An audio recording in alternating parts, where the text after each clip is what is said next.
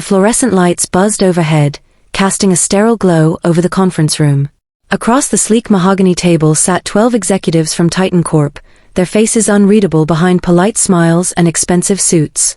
Clara's heart hammered in her chest as she watched HR Director Margaret Thompson fumble through the termination papers, her hands trembling slightly, a detail that didn't escape the sharp eyes of the client sitting directly across from her. Clara had been with Sterling & Associates for nearly 8 years, rising through the ranks to become one of their most reliable senior consultants. This pitch meeting was supposed to be her crowning achievement, the culmination of months of late nights, meticulous research, and strategic planning that could potentially secure a $92 million contract with Titan Corp. The kind of deal that would not only cement her position at the firm, but also revolutionize their standing in the industry. Margaret cleared her throat, her voice cutting through the tension like broken glass. "Clara, I'm sorry to interrupt this important meeting," she began, her words measured but carrying an unmistakable finality. "However, due to circumstances beyond our control, we need to terminate your employment effective immediately." The pen slipped from Clara's fingers, rolling across the polished surface and stopping just short of the edge. Time seemed to slow as Clara processed the surreal scene unfolding before her. She could feel the weight of 24 eyes fixed upon her, half belonging to her colleagues who suddenly avoided her gaze, the other half belonging to the Titan Corp executives whose expressions ranged from shock to barely concealed disgust. Her mind raced through possibilities. Had there been some terrible mistake? A misunderstanding? Or worse, deliberate sabotage? What made the situation even more devastating was Margaret's seniority. 35 years in human resources, known throughout the industry for her ironclad professionalism and impeccable timing. Yet here she was, dismantling Clara's career during what should have been her moment of triumph, seemingly oblivious to the catastrophic impact on both the pitch and the firm's reputation. As Clara stood frozen, still processing the absurdity of being fired mid-presentation, she caught movement from the corner of her eye. Marcus Chen, Titan Corp's chief financial officer and lead decision-maker for this deal, was slowly closing his leather-bound notebook. The soft click of the clasp echoed through the room, louder than any verbal objection could have been. His expression remained carefully neutral, but the message was clear: whatever credibility Sterling & Associates had walked into this room with was now irreparably compromised. "Perhaps we should continue this discussion another time," Marcus suggested, his tone deceptively mild. The other Titan Corp executives nodded in agreement, already gathering their materials with practiced efficiency. Clara's stomach churned as she watched millions of dollars in potential revenue evaporate before her eyes. This wasn't just about her career anymore, it was about the livelihoods of dozens of her colleagues who had worked tirelessly on this project. Margaret, seemingly oblivious to the chaos she had unleashed, continued shuffling papers in her folder. "I understand this is unusual timing," she acknowledged, her voice carrying an air of bureaucratic detachment, "but company policy requires immediate action in these situations." The statement landed like a lead weight in the room. Company policy? In this moment, with this client?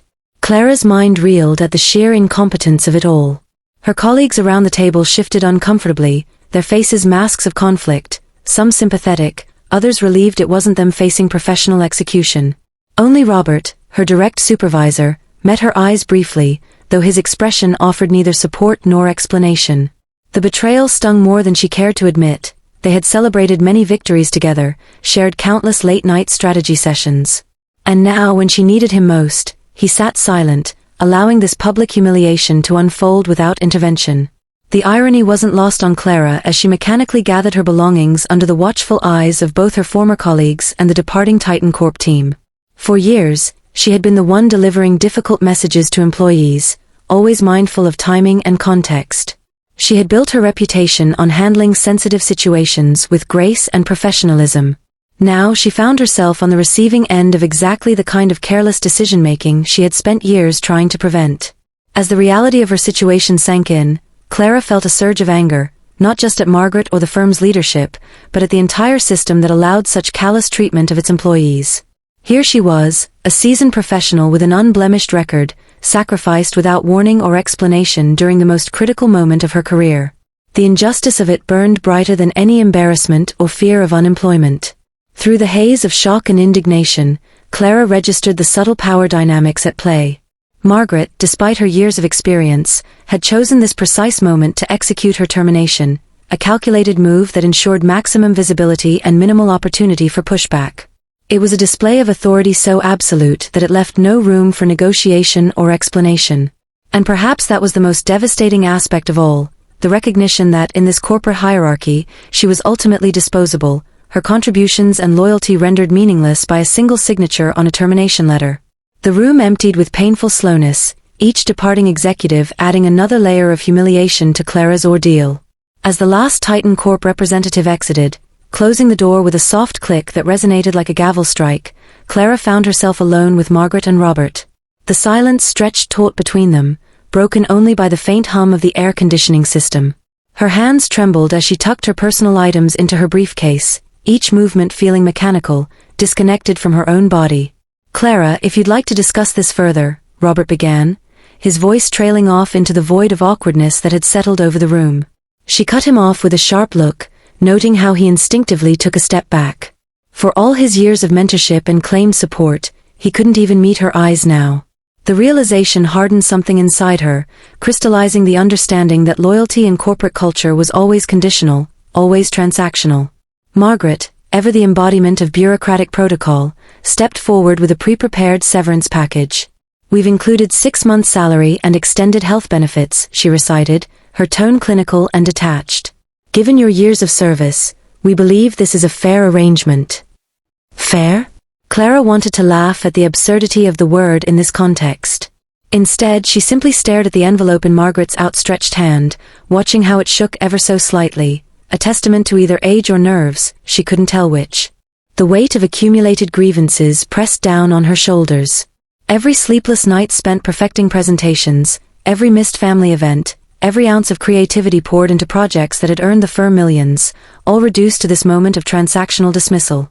She thought of the young analysts she had mentored, the clients she had won over with hard work and genuine care, the promises made about career growth and stability. All lies, beautifully packaged in corporate rhetoric. Clara's mind flashed back to her first day at Sterling & Associates, when she had arrived full of idealism and ambition. She remembered the partner who had hired her, speaking passionately about building a different kind of consulting firm, one where talent was nurtured and loyalty was rewarded. That man had retired years ago, replaced by layers of management focused solely on quarterly profits and shareholder value. Somewhere along the way, the firm had transformed into something unrecognizable, and she had been too busy climbing the ladder to notice.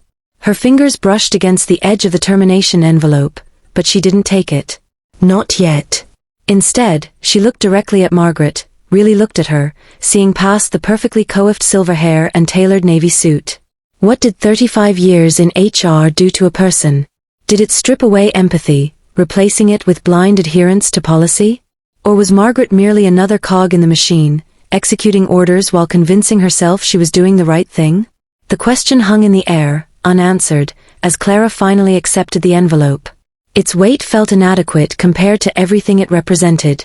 6 months' salary and health benefits, a paltry consolation prize for years of dedication. She wondered if Margaret understood the true cost of this moment, not just for her personally, but for the firm's reputation, for the careers of those who had worked alongside her, for the trust that had just been shattered in front of their most important client. As she turned to leave, Clara caught her reflection in the conference room window. The woman staring back at her looked older, wearier than she had that morning. But there was something else in her eyes, a spark of defiance that hadn't been there before. Perhaps it was anger, perhaps it was resolve. Whatever it was, it felt stronger than fear, more substantial than grief. In the hallway outside the conference room, Clara paused, gripping her briefcase tightly. The familiar surroundings of Sterling & Associates, the framed awards on the walls, the plush carpet beneath her feet, the steady hum of office life, now felt alien, unwelcoming. Colleagues who had once greeted her warmly now averted their eyes or pretended to be deeply engrossed in their computer screens.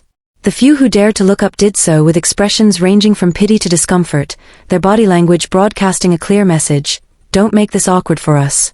She moved toward her office, each step echoing in the cavernous space. Her assistant, Rachel, stood nervously by her desk, holding a box of tissues and looking torn between offering comfort and maintaining professional distance. "I heard what happened," Rachel whispered, glancing over her shoulder to ensure no one was listening. "If there's anything I can do." The offer trailed off, heavy with unspoken implications about how little anyone could actually do in this situation. Inside her office, Clara methodically packed her personal belongings. Each item carried memories: the signed baseball from a client celebration, the photo of her and her team after landing their first major account, the stress ball shaped like a globe that had seen better days. These artifacts of her career seemed almost comical now, relics of a different life. As she placed them into boxes, she noticed how hollow the space felt, as if the very walls were aware they would soon belong to someone else. Her phone vibrated incessantly in her pocket, notifications piling up from concerned friends and colleagues. Most messages offered variations of "Are you okay?" or "Let me know if you need anything." She ignored them all, knowing that any response would require explanations she wasn't ready to give. Instead, she focused on the task at hand, methodically disconnecting her laptop from the docking station and packing away years of accumulated knowledge and experience. The security guard arrived precisely at noon, as per company protocol. He introduced himself as Mark, his uniform crisp and his demeanor professional but kind. "Ms. Bennett, I'm here to escort you from the premises," he said gently, avoiding eye contact. The formalities struck her as absurd. Did they really think she posed some sort of threat? But she understood the ritualistic nature of it, another box to check in the termination process. As they walked through the office, Clara became acutely aware of being observed. Some colleagues openly stared, while others tried to appear busy, their curiosity evident in the rhythmic tapping of keyboards and exaggerated shuffling of papers. She recognized faces she'd mentored, people she'd fought for promotions, individuals she'd consoled during their own professional crises. None of them approached. The collective silence spoke volumes about corporate culture, about how quickly alliances dissolved when the winds of power shifted. At the elevator bank, she pressed the call button and waited, feeling the weight of unseen eyes on her back. When the doors opened, she stepped inside and turned to face the office one last time. Through the glass walls, she could see figures returning to their desks, resuming their work as if nothing had happened. The machine kept moving, indifferent to individual components that failed or were discarded. The descent felt interminable, each floor bringing new waves of realization about what she was leaving behind. Not just the job itself, but the identity she had built around it, the relationships she had cultivated, the sense of purpose that had driven her for nearly a decade. As the elevator dinged its arrival in the lobby, Clara squared her shoulders and prepared to step into an uncertain future, carrying with her only the memories of what had been and the lessons learned from how it had ended. Standing on the sidewalk outside Sterling & Associates, Clara felt the autumn wind whip through her hair, carrying with it the first hints of winter. The city bustled around her, oblivious to her personal earthquake. People hurried past, clutching coffee cups and smartphones, completely absorbed in their own worlds. She watched them with a mixture of envy and detachment, wondering how many carried similar stories of professional betrayal beneath their polished exteriors. Her phone buzzed again, and this time she pulled it out, scrolling through the cascade of messages. Some were from former colleagues expressing quiet solidarity, careful to keep their support private. Others came from recruiters and headhunters who somehow already knew about her departure, their timing impeccable and opportunistic. She deleted these without reading, unwilling to entertain offers born from schadenfreude. The injustice of it all simmered beneath her skin, a constant reminder of how corporate loyalty operated on a sliding scale tipped heavily in favor of self-preservation. She thought about Marcus Chen's face as he closed his notebook, the barely concealed disappointment transforming into something harder, something final. The $92 million deal wasn't just numbers on a spreadsheet, it represented jobs, opportunities, innovations that would now remain unrealized. And for what? Some arbitrary policy that couldn't distinguish between appropriate timing and professional suicide? Clara started walking, letting her feet carry her through the financial district. Each step brought clarity rather than comfort. She passed by junior analysts huddled around food trucks, their animated conversations about market trends and career prospects sounding foreign to her ears now. Had she sounded like that once, so certain of her path, so blind to the fragility of professional security? The realization hit her like a physical blow. She had been complicit in perpetuating this system, had helped maintain its illusion of meritocracy while climbing its precarious ladder. Her thoughts returned to Margaret, standing there with her termination papers, embodying decades of institutional thinking. Was it possible that even she believed she was doing the right thing, following best practices she had internalized over 3 decades? The idea was almost more disturbing than malice, that entire careers could be devoted to mastering systems designed to protect institutions rather than people. As she crossed into the park overlooking the harbor, Clara found a bench and sat down, watching boats navigate the choppy waters. The metaphor wasn't lost on her, everyone trying to stay afloat, adjusting sails to shifting winds, some vessels more seaworthy than others. She had always prided herself on being a captain of her own ship, but now she saw how much she had relied on organizational structures, how much of her identity had been tied to a specific port. The afternoon light began to fade, painting the skyline in shades of gold and crimson. Despite everything, Clara felt a strange sense of liberation creeping in, mingling with the bitterness of betrayal. The system had shown its true colors, exposed its ruthless efficiency in disposing of pieces that no longer fit its immediate needs. And while the pain of rejection burned deep, it came accompanied by something unexpected: perspective. She had spent years proving herself within parameters set by others, adhering to rules that ultimately served interests far removed from her own aspirations. Reaching into her bag, Clara pulled out her notebook, the one she always carried for meetings, filled with ideas, sketches, and observations. Flipping through the pages, she realized how much of her creativity had been channeled into corporate objectives, how many of her innovative thoughts had been diluted to fit quarterly goals and shareholder expectations. The outlines of a different path began to form in her mind, vague but promising, like dawn breaking after a long night. Her phone vibrated again, and this time she answered. It was Rachel, her voice trembling with urgency. "Clara, you need to know something," she began, pausing as if weighing the consequences of what she was about to say. "This wasn't just about you. There's a pattern here, something bigger going on at the firm." The words hung in the air, opening new doors of understanding and possibility. As Clara listened, the pieces began falling into place, revealing a picture far more complex than her personal dismissal. The betrayal she had felt wasn't just about losing a job. It was about discovering the true architecture of power within Sterling and Associates, about understanding how decisions were made and who benefited from them. The anger that had fueled her initial reaction transformed into something sharper, more focused, a determination to not just survive this moment, but to emerge stronger, wiser, and more authentically aligned with her values. The harbor lights began to twinkle against the darkening sky, reflecting off the water in fractured patterns that seemed to mirror her thoughts. Clara leaned back on the bench, letting the cool breeze wash over her. For the first time since the meeting, she allowed herself to breathe deeply, to acknowledge the complexity of emotions coursing through her. Betrayal and opportunity danced together in her mind, neither willing to yield to the other. Rachel's revelation about the pattern of dismissals at Sterling and Associates had opened a Pandora's box of questions.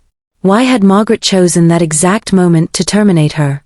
What connections existed between the recent string of high-profile departures and the firm's increasingly aggressive pursuit of quarterly profits? Clara's analytical mind, honed by years of consulting work, began dissecting the situation with surgical precision. Each piece of information she had overlooked or dismissed as routine office politics now demanded re-examination. Her phone buzzed again, this time with a message from an unexpected source, Marcus Chun. The brief text read, "Would appreciate a conversation when you're ready. Some matters need clarification." The words sent a jolt through her system. Why would Titan Corp's CFO want to speak with her after witnessing such a professional debacle? The invitation carried dangerous possibilities. Was he seeking to exploit her vulnerability for competitive advantage, or did he genuinely believe there was value in understanding what had transpired? Clara's fingers hovered over the reply button as she weighed her options. Engaging with Marcus could open doors to understanding the true impact of her termination on the deal, or it could lead to further complications she wasn't prepared to handle. Yet something in his phrasing suggested more than mere curiosity. The phrase "matters need clarification" hinted at deeper concerns, perhaps even doubts about Sterling and Associates' judgment and integrity. As she contemplated her response, Clara's thoughts turned to the network of relationships she had built over the years. Beyond Sterling and Associates lay a web of professional connections, mentors, and allies who had witnessed her work ethic and capabilities firsthand. Many had reached out already, offering support and advice. Some suggested leveraging the situation to negotiate a better position elsewhere, others encouraged her to consider entrepreneurial ventures. Each suggestion carried weight, representing different paths forward in this crossroads moment of her career. The injustice of her termination continued to burn within her, but the flame had shifted from destructive anger to something more constructive, a determination to uncover the truth behind her dismissal and perhaps to effect change from outside the system that had betrayed her. The realization that her experience might be part of a larger pattern of questionable practices at Sterling and Associates added a layer of complexity to her situation. If she chose to pursue this line of inquiry, it would mean risking whatever remained of her professional reputation in the industry. Her mind drifted back to the countless hours she had spent mentoring younger consultants, helping them navigate the treacherous waters of corporate politics. How many of them had fallen victim to similar patterns of behavior? How many promising careers had been cut short by decisions made in boardrooms far removed from the realities of daily work? The responsibility she felt to speak out warred with the practical considerations of finding stable employment in a competitive market. The harbor lights reflected in her eyes as she considered the different facets of her dilemma. On one hand, she could retreat, lick her wounds, and quietly find another position that would allow her to rebuild her career.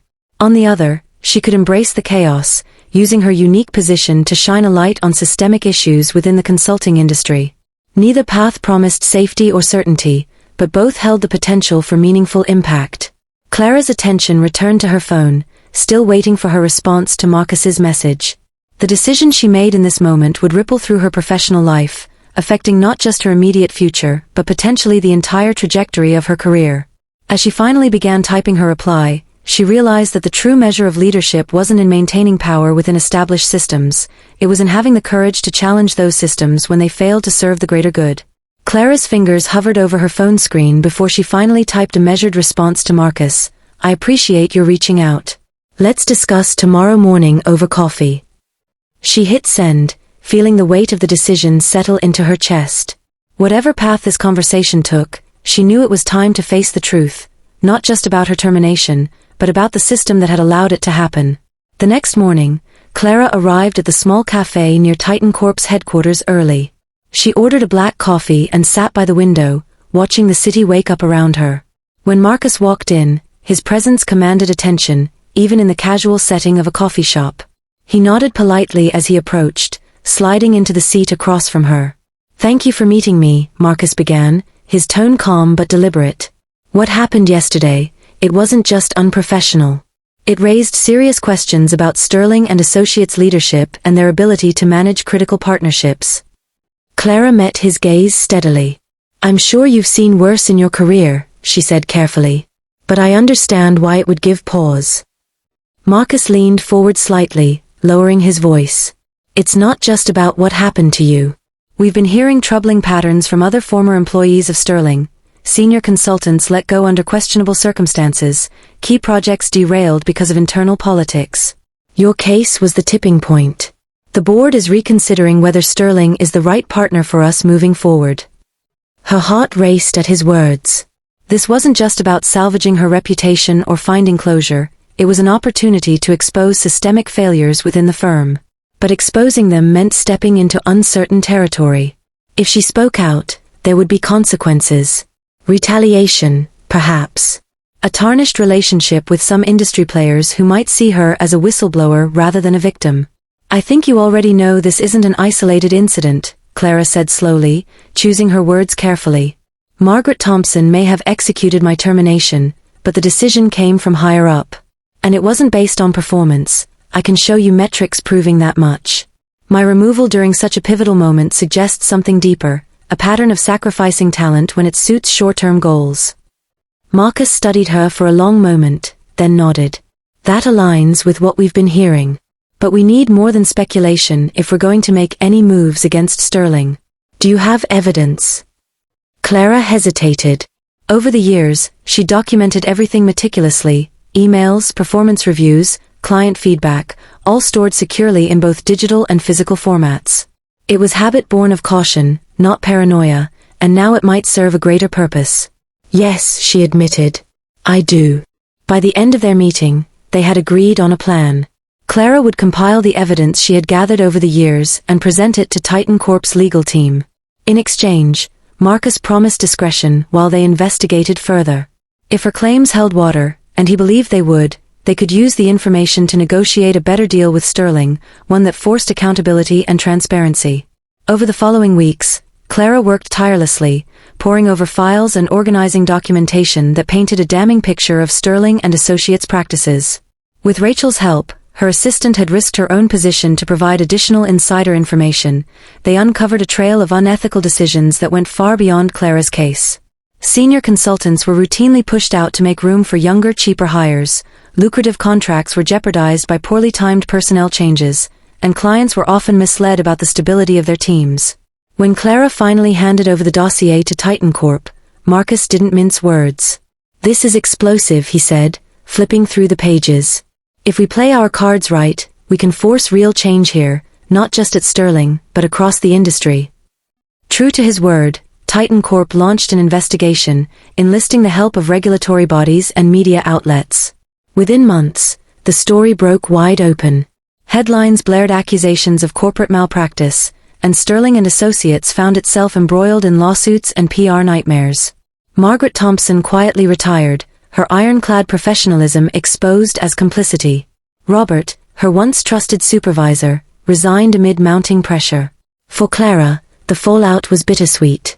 While vindication felt good, it couldn't erase the pain of betrayal or the months spent rebuilding her life after losing her job. But something unexpected emerged from the chaos: opportunity. Titan Corp offered her a senior advisory role, not as a consultant for hire, but as part of their executive team tasked with reshaping how they partnered with firms like Sterling. It was a chance to create systems that prioritized people over profit margins, integrity over expediency. On her first day in her new office at Titan Corp, Clara stood by the window overlooking the city skyline. The harbor sparkled in the distance, a reminder of where her journey had begun. Her phone buzzed with messages from former colleagues thanking her for exposing the truth, from young analysts inspired by her courage, and from friends who had always believed in her resilience. Rachel called later that afternoon. "You did it," she said, her voice thick with emotion. "You actually changed things." Clara smiled softly. "We did it," she corrected. "And we're not done yet." As she settled into her new role, Clara realized that endings weren't always neat or tidy.